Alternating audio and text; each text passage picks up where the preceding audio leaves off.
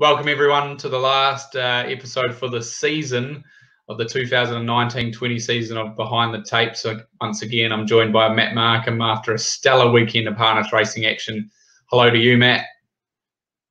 Hey Fitzy, yeah, you're right. Another good weekend of harness action from the far north down to the deep south, and some wonderful performances, of course, capped by Kieran Tomlinson's victory in the New Zealand Junior Drivers Championship. We'll talk a little bit more about that a bit later on, but some star performers that we want to talk through to highlight the week that's been. Yeah, well, the last week obviously saw the running in the Junior Drivers Championship, and this week the last week of the Premiership. But going back to the return of the open class runners at Eddington last week, and we saw Shelf Assured return. And just he was pretty dominant, Matty, wasn't he? We'll just pick him up here and talk through it. So obviously in front we've got Class Brigade working up outside the leader, another masterpiece. What else we got here? Henry Hubert, Princess Tiffany, Heisenberg, and that's Self Assured making a run, Matty. And I just thought he was wonderful, really. I'm probably got a wee crush, I could say, on Self Assured. I think he's a superstar, and I think possibly he could be the best horse in Australasia right now. I'm happy to make that call, and I know this is first up, but he just knows where the line is, and he just stuck his nose out right on the line. Poor old Chase Auckland will be sitting in his box at home crying after you said you're crushing on Self Assured, not him. Yeah, look, he was tradesman-like, wasn't he? He was all class. I thought this was a really, really good front-running drive from Blair Orange. I thought he had them beat turning for home. Right about here, you can see the Blair glare come out that we've become so accustomed to. Blair has a pretty good look to see where they all are. Right there, you see, he just has a wee look, and then he allows Classy Brigade a bit of rain. And right here, I thought, oh, Classy Brigade's got them beat here. But the sign of a good animal, fresh up with out of race under the belt, found all his class, Self-Assured, and he drove to the line. I thought Classy Brigade was brave. I thought that was a really good effort. The sectionals from Princess Tiffany out wide would have been sensational. We haven't had a chance to jump on Stride Master and have a look at them. But class horses, Fitzy, nice to see them back on the track, and the same six go round again this week at Addington. So ding, ding, round two. So it'll be interesting to see just how far forward some of those horses have come with that run under their belts. So a good wee taste test of what's to come in the open class basic ranks for sure there for Self Assured. Yeah, it's pretty exciting to have the open class ones back, and I know it's the same six this week, but hopefully in the weeks to come we can add a few more to that and spice it up a bit. Obviously 3 of Robert Dunn's and 3 of Mark Purdon's, and doesn't make it too exciting for punters, but it was an exciting finish there, and the return of a very nice horse and some very good horses that will be no doubt very competitive in the up and coming like New Zealand Cup run up to the New Zealand Cup, Matty. But a really nice trotter emerging out of Canterbury, trained by Andrew Fawkes. You'll be able to tell us a bit more about it, but I thought it was a great win the other day. Yeah, Miss Alyssa really turned the corner in the last month. I think it's won 3 of its last 4. Been a pretty good field on Friday night, and did it in a bit of a jog too. Hails from the Andrew Fawkes stable. The video we're about to see, you'll see it in the colours, of course, worn by GTH Avros, the first ever Harness Jewels winner. This is her in front, and Tim Williams has just allowed her a bit of rain here, and she's got them in a power of trouble. A couple of nice horses running on, Escargot and American Pride there emerging from the pack, but she just loves to get out and running inside that final lap, Fitzy, and she just keeps going to the line. She goes around again this week, and with a performance like this, I'd be no surprise to see her winning 4 from 5. 4 from her last 5 anyway. She's doing an outstanding job. Andrew Fawkes is a very underrated trainer. He does a great job with a small team. You know, most of his horses, all of his horses that go to the races are in with a chance, and it's nice to see him with a nice up-and-coming trotter. She's a sort of horse that, on what we see, could work her way through the grade. The Monarchy, I see too many of them stepping up to big time now, but 1 4 from 29 could have easily been a lot more, because there's been a few manner problems there throughout the career. But thought ultra impressive on Friday night was Miss Alyssa, just going from strength to strength.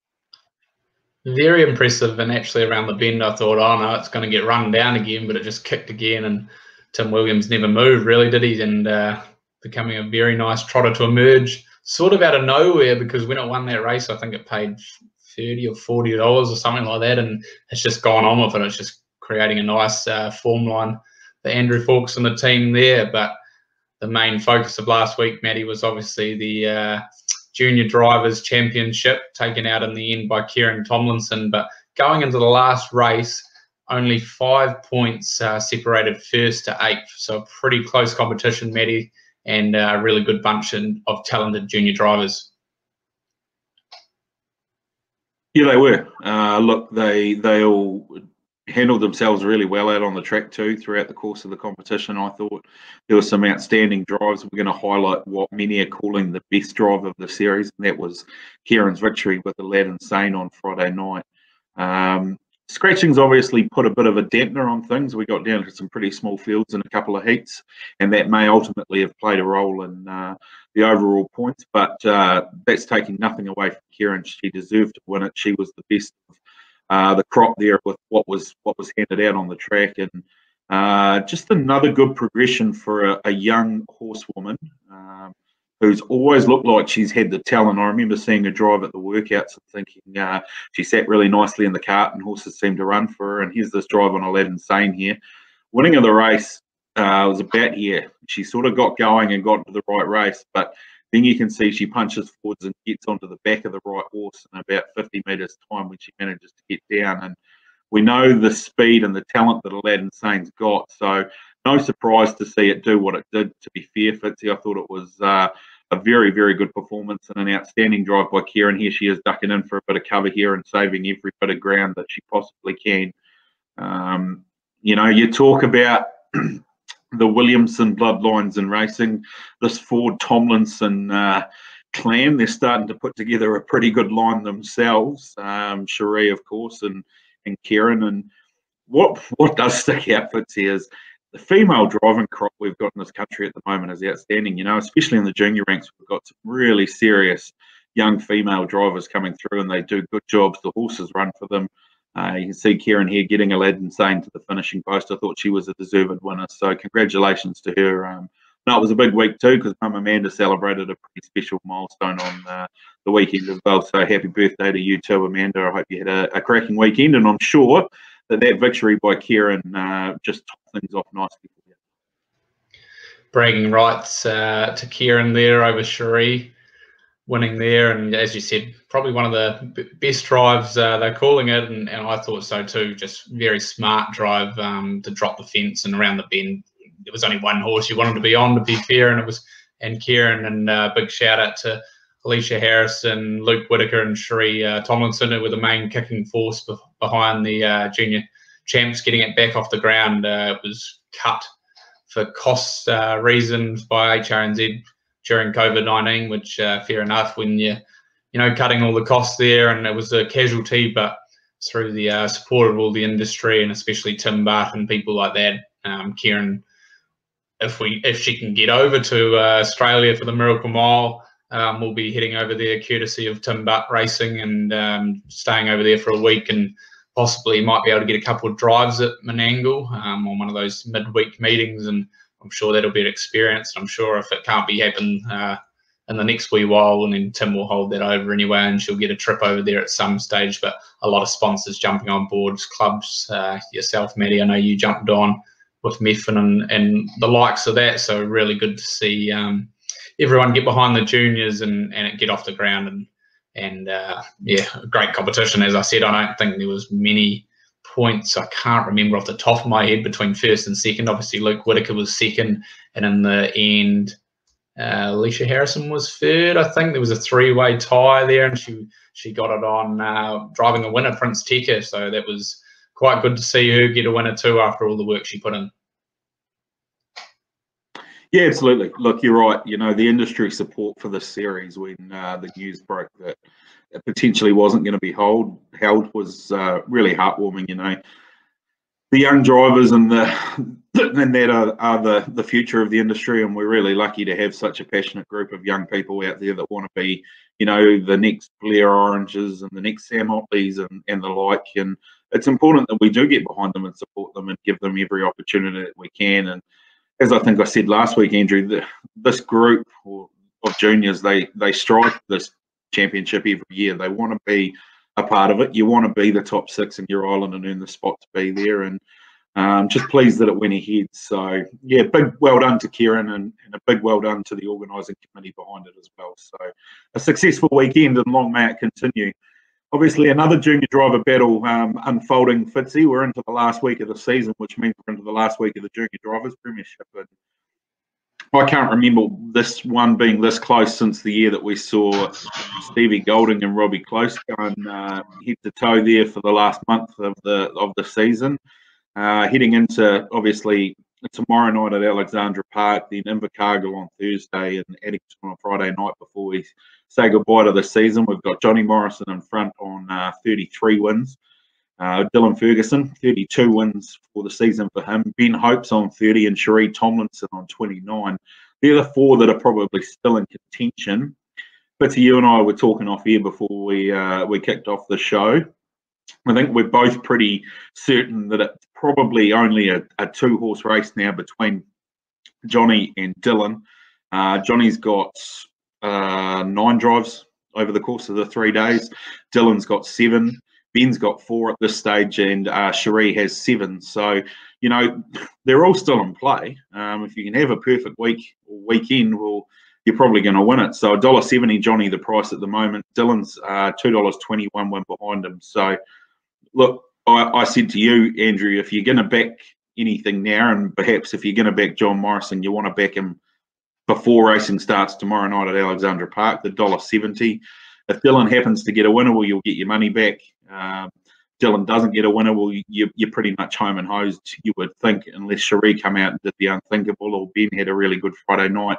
Ben's not at Invercargill on Thursday, Cherie is. So, how do you see it unfolding? I thought Johnny had a few good winning chances at Invercargill on Thursday. I thought Ben had a really good winning chance with Eurocash, obviously. Cherie's best winning hope on paper appears to be Zahara on the way that it went at Addington on the last week. And Dylan's got 7 drives at Alexandra Park tomorrow night, but unfortunately, probably for him, there's a blue and silver army that have rolled into town in the last couple of weeks, which are going to make it pretty hard to win some races up there tomorrow night.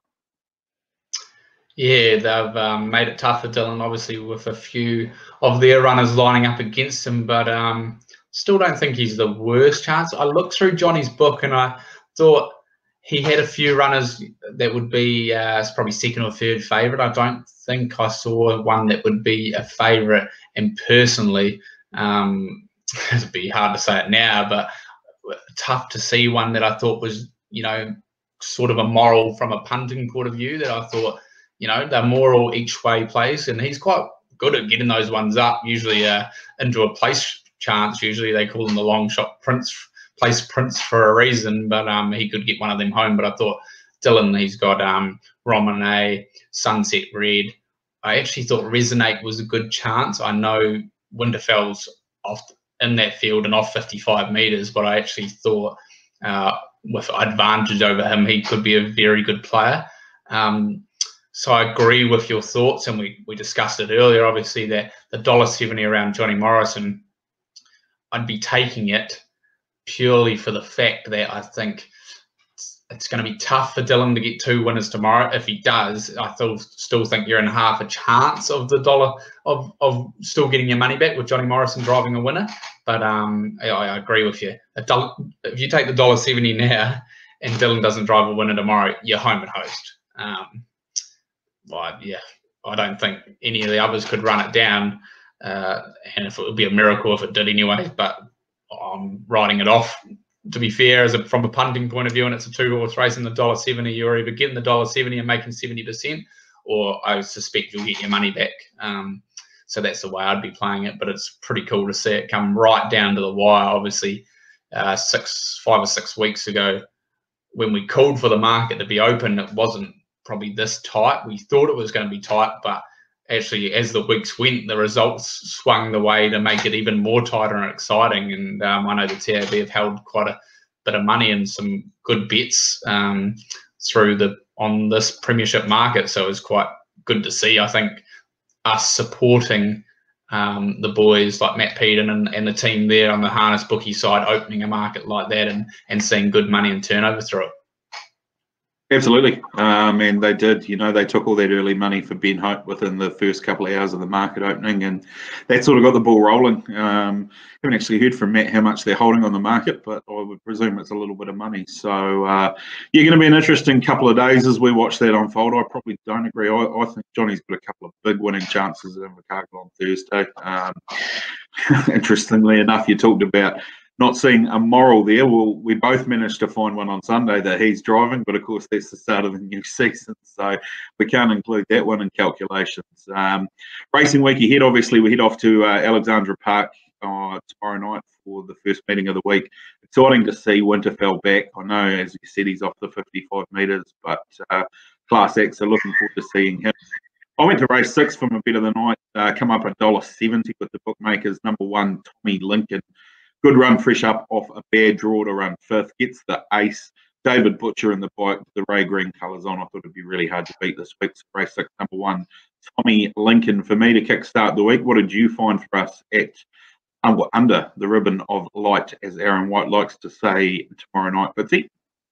Yeah, I went race 3, number 9, Red Castleton. Obviously, Todd Mitchell for the Wallace Hackett team. I just thought his latest run since lockdown has been really good. Only off 10 metres. Won't be a matter over 2,700 metres. And I thought the each way play at 380, and he's currently $1.45 fixed odds, but you might get $1.80, $1.90 was a good chance in that. I think he's a great bet, really. I can't see much there that will beat him, so I'm prepared to take him on at 380, Matty, and then I'll move on to Invercargill and hopefully tip a 2-year-old winner, because I like race 10, number 1, Sweet Lizzie.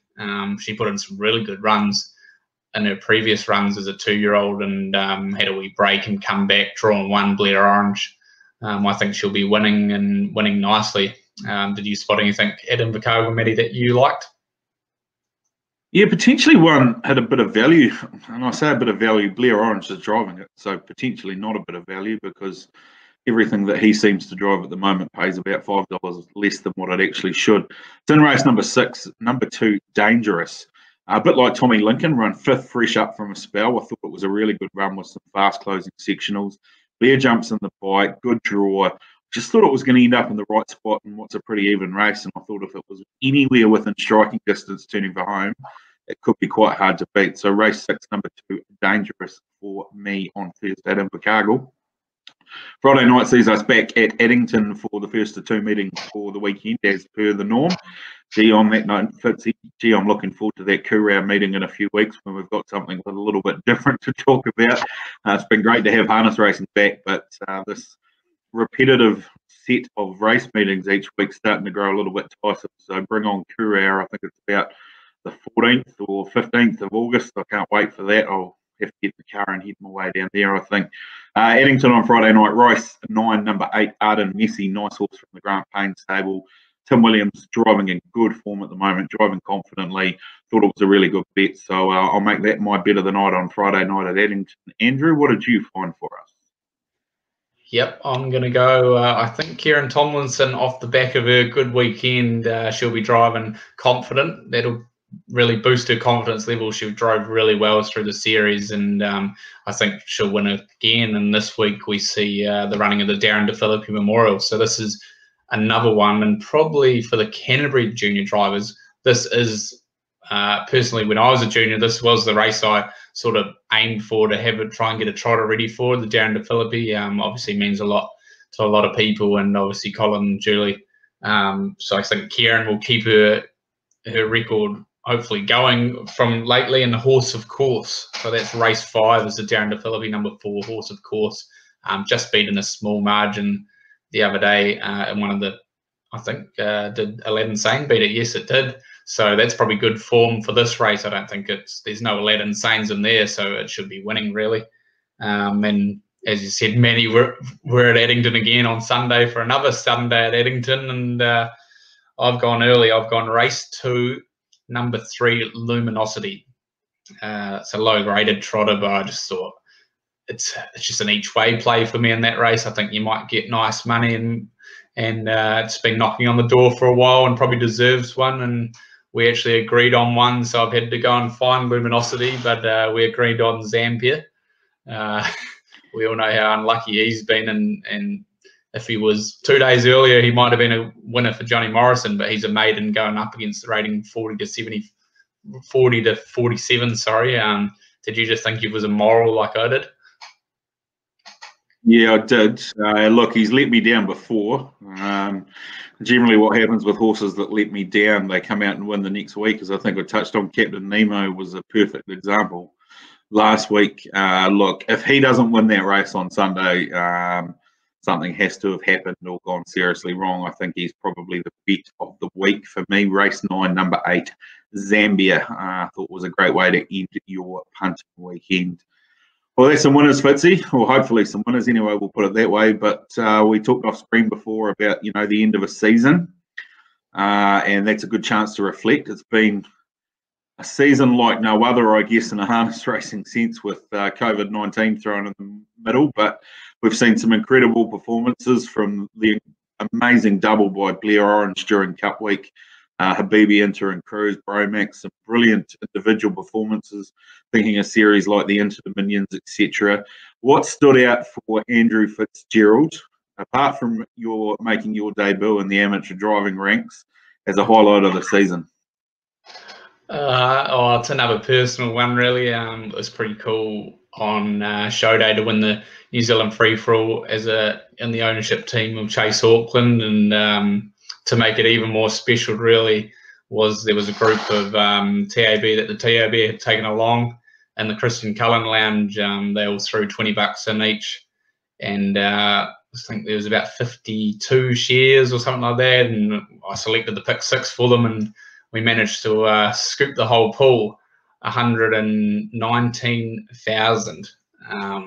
And actually, I went back and watched the replay of the last on show day the other day, and I'm tough winning, and all you'll hear from the 400 is just scenes in the grandstand, just people going nuts. So that's really cool to see, and that's probably right up there with one of the moments of the season that sort of flung my memory back to Pat's Delight winning at the Cambridge Jewels, when we had Boys Get Paid there, and the cheering and everything we heard there. So it's really cool to see atmosphere like that at the races, and hopefully in this new season with a few different ownership initiatives that people have going on, and stuff, that we can actually see more of that, because I think it makes racing so much more exciting when you've got a big group there cheering at home. And the Alabar Syndicate, they definitely cheered home Chase Auckland that day, Maddie. But your moment probably a wee bit close to your heart, really, is it? Yeah, it is. Look, it didn't start in a very nice fashion, being on course at Omakau early on in January, watching the big race there, and things went awry for the little man from Methven, Rick. We walked away from the racecourse that day not really knowing what the outcome of the whole situation was going to be. It was a pretty somber ride back to the Cromwell Racecourse, I can tell you that much.